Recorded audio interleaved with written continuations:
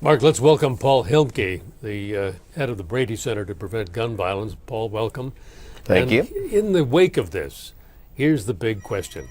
Does this reignite any kind of fervor in Congress for some kind of firearm restriction legislation? I certainly hope so. I mean, we talk about the history of violence and the history of rhetoric, and the one thing that's different today than was different in the past is the lethality of the weapons that are easily available to the general public. I even go back to the Bobby Kennedy assassination, the George Wallace shooting in the late 60s, early 70s. When Bobby Kennedy was shot, only one person was hit with a bullet in that back corridor in the Ambassador Hotel. When Wallace was paralyzed, only one person was hit at that shopping center. Now, when you go for an assassination attempt, you've got a gun that can get off 30 rounds within 15 seconds. And those are the sorts of issues that I think we need to talk about. Yes, we've got to look at the motive, but when Ronald Reagan and Jim Brady, who were named after, were shot almost 30 years ago, the motive had nothing to do with politics. It was impressing a movie star. So this is personal this time, I think, to Congress. This is one of their own. The other victims are pull at the heartstrings. The fact that it's personal, one of their own, I think, is going to make a difference this time. And the fact that it was a legal purchase. The fact that it was a legal purchase, I think, makes the case how weak our laws are. You can't respond by saying, we just need to enforce the laws in the books. There weren't enough laws in the books to stop this guy. Okay, Paul, but in the last 15 years, the percentage of Americans favoring stricter gun control laws has dropped in the Gallup survey by 34 percentage points. And those numbers just went up 7 points from December, too, on the new poll that you released today. So a lot of that assumes that people know what the laws are. They're asked, should they be more strict, less strict? When you ask people specific questions, if you ask, should we have background checks on all sales of guns at gun shows? Should there be restrictions on assault weapons? Should we limit the number of guns to buy each month? Then you get 75 to 85% supporting those things, and you even get large percents of gun owners and NRA members supporting those.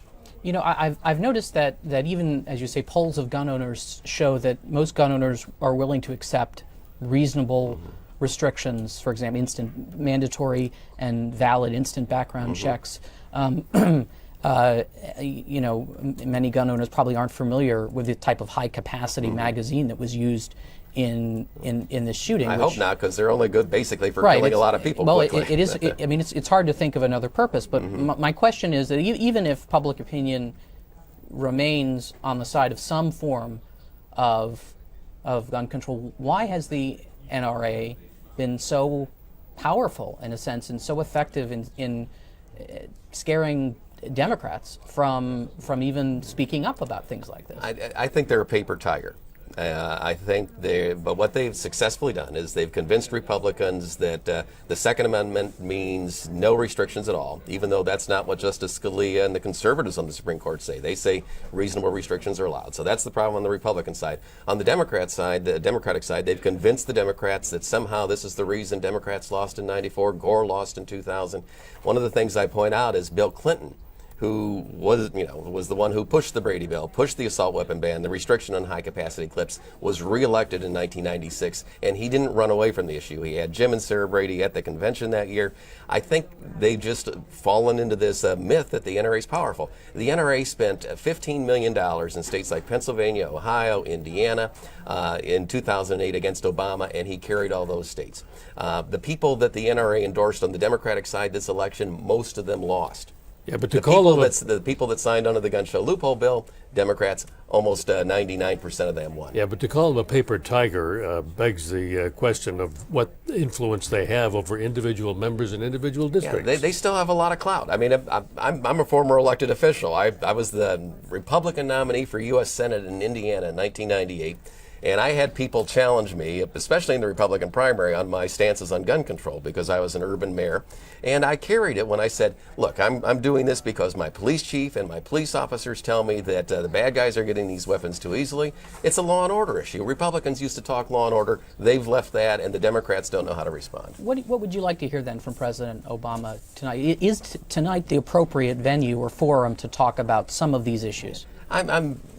I'm not sure how he's going to craft his speech tonight. That's a challenge for any leader. But the president needs to step up and show some leadership on this issue. If not tonight, very soon. Because, again, you can have all the heated political rhetoric in the world. You can have all these issues. If it weren't for that easy access to those guns. This guy was too dangerous for his algebra class. He was too unstable for the military. But he was able to go into a store and even showing apparently aberrant behavior at the store, able to buy the sort of gun that the military, the sort of ammunition that the military used. That doesn't make sense. People need to realize how weak the gun laws are. The president needs to give us some leadership, and the people need to speak up and push their elected representatives. And I think really if they get some push from the bottom, then we'll get something done. Just one last thing on that point. After the Virginia Tech shootings, not a whole lot was done, but we did get a bill passed that Carolyn McCarthy pushed to give incentives and disincentives to the states to report more records of those who are mentally ill, particularly mentally dangerous. One of the reasons that got through is the NRA backed down. They didn't oppose it, and I think one of the reasons is they realized they didn't have an answer. I think it's the same thing on these high-capacity clips. Well, I'm not sure how anybody can respond to you need more than 10 bullets. And she has a bill now which would prohibit those high-capacity clips once again. And the significance, again, is that's another thing that I think makes this one difference. You can point to a specific law that would have made a difference here. We had a law in effect for 10 years till the assault weapon ban expired in 2004 that said you couldn't have clips with more than 10 rounds, and the significance relates directly to what happened that day because he was stopped when he went to change his clip. If he had emptied his clip after 10 rounds instead of after 30 rounds, that's 20 less bullets flying, and since 19 people were hit, that's a lot less people injured. All right. Paul Helmke, president of the Brady Center to Prevent Gun Violence, thank you very much for joining us today. Thank you.